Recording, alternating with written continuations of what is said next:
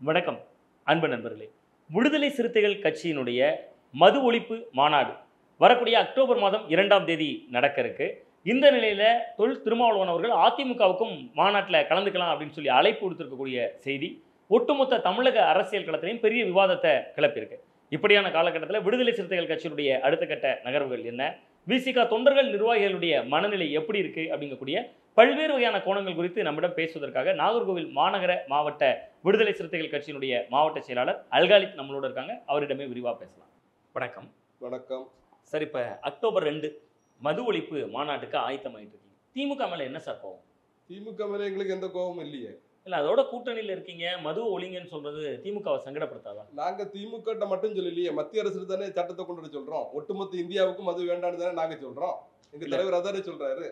அதாவது இன்னொரு பக்கத்துல பார்த்தா அதிமுகவுக்கு அழைப்பு கொடுக்குறீங்க.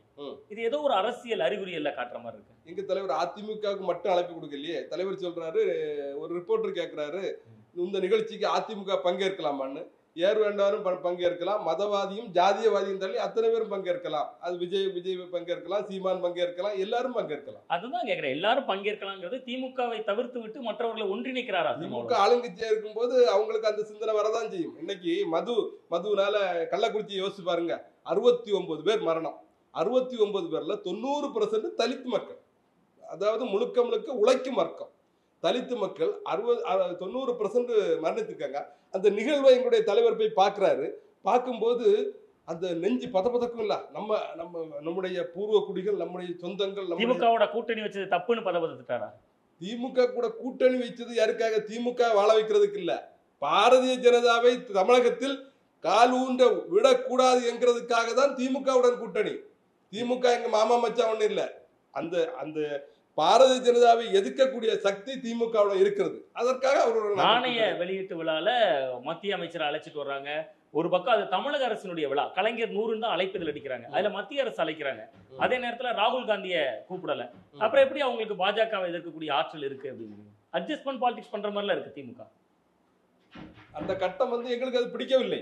நேரடியாக எங்களுடைய தலைவர் அதை மறைமுகமாக கண்டித்தார். இங்கு ராகுல் காந்தி நம்ம இந்தியா கூட்டணி இருக்கிறது, இந்திய கூட்டணி தலைவர்களை அழைக்கவில்லை.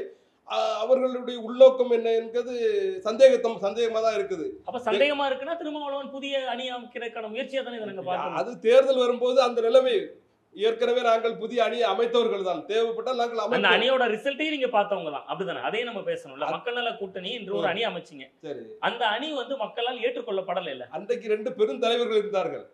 முத்தமிழறிஞர் கலைஞர் இருந்தாங்க, அம்மையார் ஜெயலலிதா இருந்தாங்க. அந்த நிலைமை இப்போது தமிழக அரசியல் வெற்றிடம் இல்லையா? வெற்றிடம் இல்லைன்னு நாம் சொல்லவில்லை.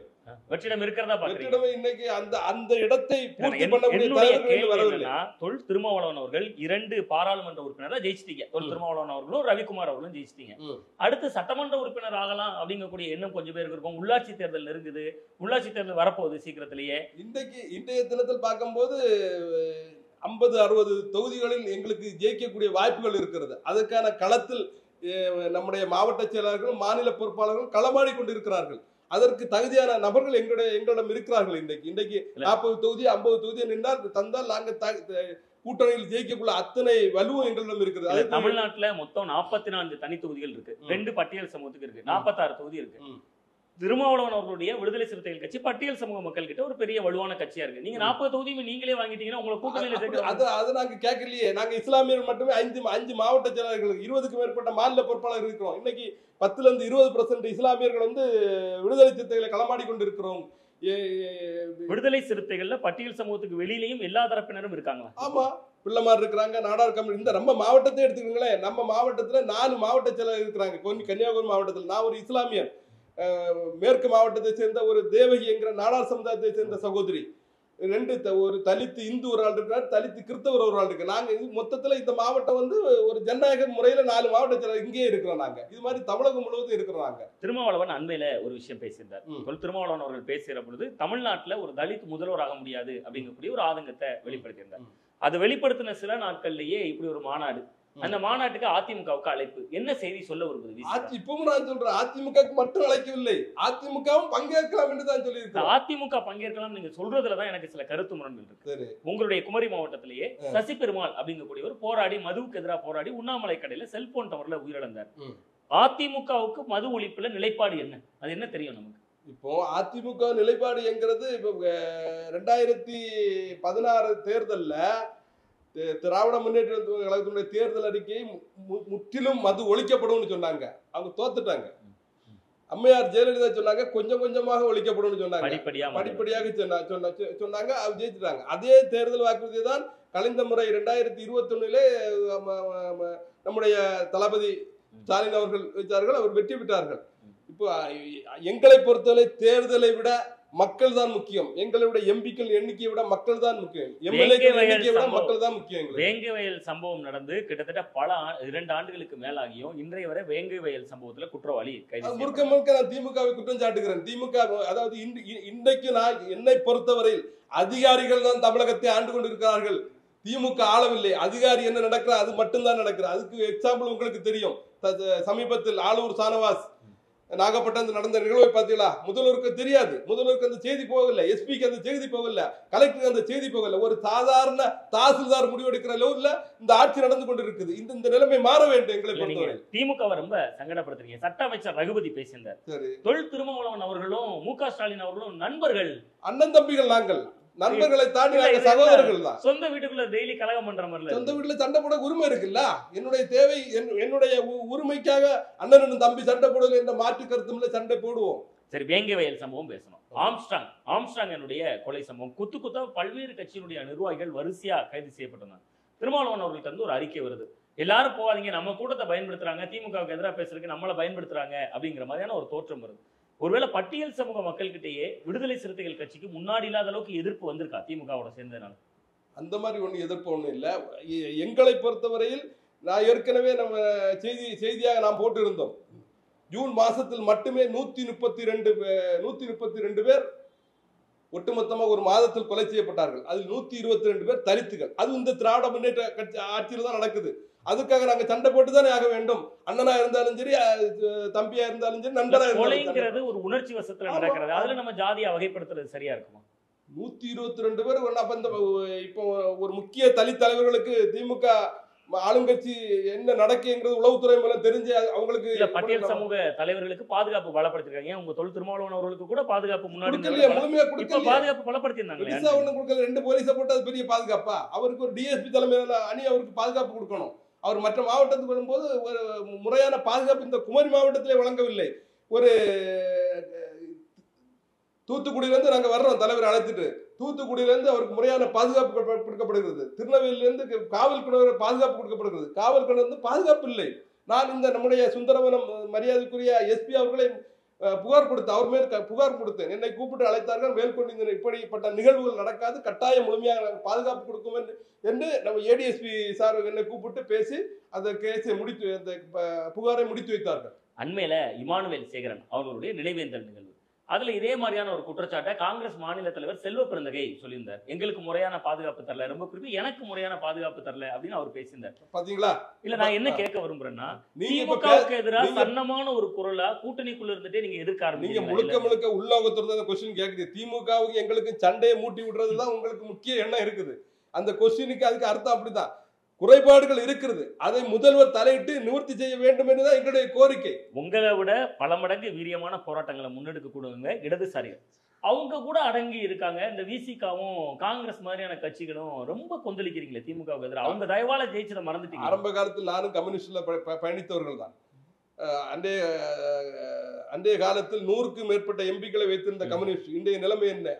அவர்களால் களமாடக்க அந்த அளவு அங்கு இன்று முடியவில்லை. அவர்கள் ஒரு குறிப்பிட்ட இடங்கள் மட்டும்தான் அவர்கள் வாக்குகள் இருக்கிறது. ஆனா உண்மையான தலைவர்கள் தான், மாற்றமில்லை. ஆனா எங்களை போல் 234 தொகுதிகளில் வாக்குகள் எங்களுக்கு இருக்கிறது. எல்லா தொகுதியிலும் போல எங்களுக்காக தொண்டர்கள் இருக்கிறார்கள். இன்றைக்கு கம்யூனிஸ்டுக்கு ஒரு காலத்தில் அப்படி இருந்தார்கள், இப்போது அவர்களுக்கு இல்லை. அதனால அவர்கள் அமைக்கு வாசி கொண்டு நமக்கு சண்டை போடாண்டா என்கிற நிலைமையில் அவருக்கு போயிட்டு இருக்காங்க. திராவிட முன்னேற்ற கழகத்தோட தான் விசிகாவினுடைய பயணம் தொடரப்போதா? இது தலைமை கழக நிர்வாகிகள் தான் பதில் சொல்லணும்னா கூட உங்களை மாதிரி மாவட்ட செயலாளர்களுக்கு ஒரு சமீட்சையா தெரிஞ்சிருக்கோம்ல ஏதாவது தகவல்? இப்போது நாங்கள் திராவிட முன்னேற்ற கழகத்துடன் தொடர்ந்து கொண்டு இருக்கிறோம். வரக்கூடிய தேர்தலில் முறையான பங்களிப்பு எங்களுக்கு வழங்காவிட்டால் தலைவரும் தலைமை கழகமும் முடிவெடுக்கும். நீடிக்க வேண்டாமா, வெளியே போக வேண்டும் என்பதை தலைவர் முடிவெடுப்பார். அதில் மாற்று கருத்தும் இல்லை. எங்களுடைய பங்களிப்பு எங்களுக்கு இன்றைக்கு தமிழகத்தை பொறுத்தவரை எல்லோருக்கும் தெரியும், 3வது பெரிய கட்சியாக நாங்கள் தொண்டர்களுடன் இருக்கிறோம். மற்றவர்களுக்கு எம்எல்ஏ எம்பிகள் இருக்கலாம். ஆனா மூன்றாவது பெரிய கட்சி நீங்க குறிப்பிடுறீங்க. தேர்தல் ரிசல்ட்ல பாஜக காட்டுது 11% ஓட்டு காட்டியிருக்காங்க. அண்ணாமலையினுடைய காலத்துல நடந்து முடிந்த பாஜக ஓட்டு இல்லைங்க, அது நம்ம இவர் எஸ்ஆர்எம் அவர் பேருனா பச்சமுத்துக்கு ஓட்டு.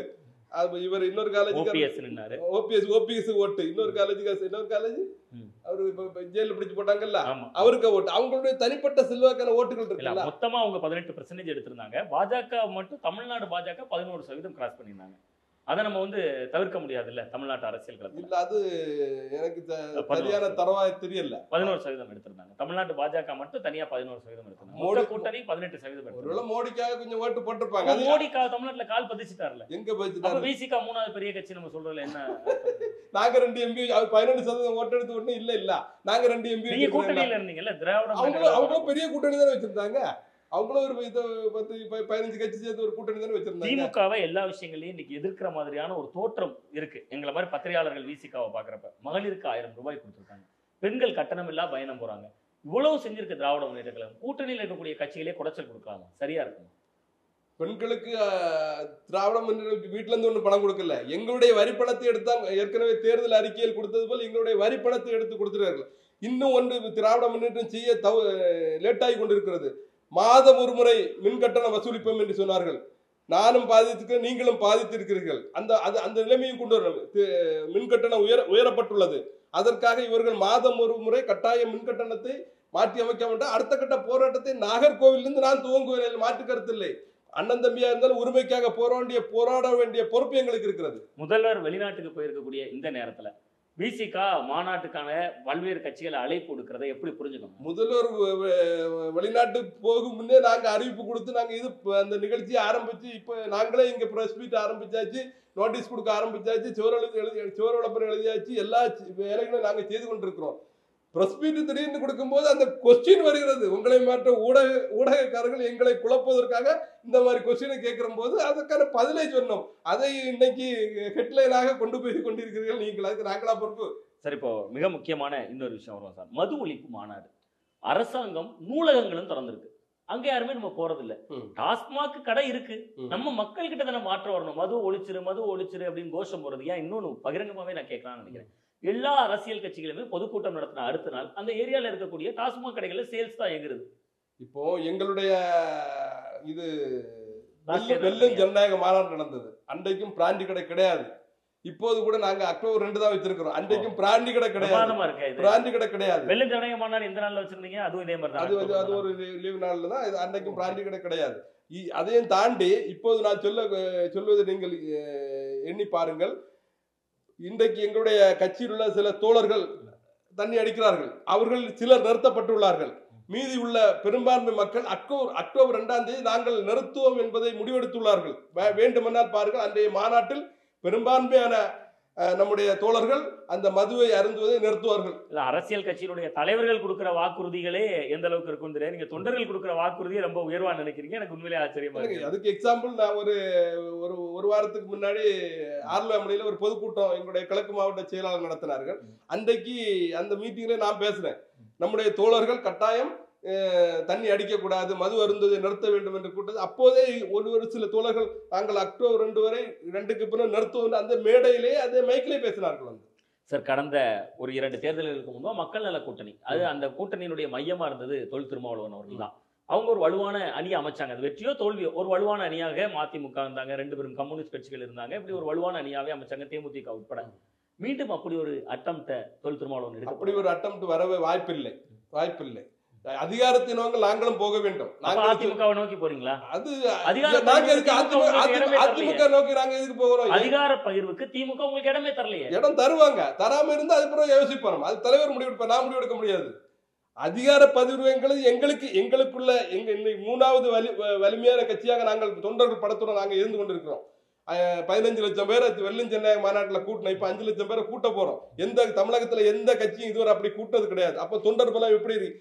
எந்த கட்சிக்கும் போகும்போது பிரியாணி கொடுக்கணும், குவார்டர் கொடுக்கணும், காசு கொடுக்கணும். எங்களுடைய சொந்த பணத்துல எங்களுடைய தோழர்களுடன் சில நிதி வசூல் பண்ணி நாங்க போய் 15 லட்சம் மக்களை நாங்க கூட்டினோம். இல்ல, இந்த 15 லட்சம் மக்களை கூட்டுவதற்கு எங்களுக்கு வலு இல்லைன்னா இந்த மக்களை ஓட்டாக்குவதற்கு நாங்க முயற்சி எடுப்போம். இந்த ஓட்டு ஆகும்போது தமிழகத்தில் நாங்க தான் ஒரு வலிமையான 3வது பெரிய கட்சிங்கிறது மாற்று கருத்து இல்லை. எதுவா இருந்தாலும் ஒரு கூட்டு மந்திரி சபைங்கிற கோரிக்கை இருக்கும் திருமாவளவன் அவர்களுக்கு. ஏற்கனவே 2016 அதை தானே நாங்க வச்சோம். அது வைக்கும் போது தானே வெளியே வர வேண்டிய நிலைமை வந்தது. இப்போது அந்த கோரிக்கை அது என்னுடைய முடிவில்லை, தலைவர் எடுப்பார். கூட்டு மந்திரி சபை நாங்கள் கட்டாயம் கேட்க வாய்ப்பு இருக்கிறது. ரொம்ப நன்றி, நிறைவான நேரத்தை ஒதுக்குனீங்க. ரொம்ப நன்றி. வாழ்த்துக்கள்.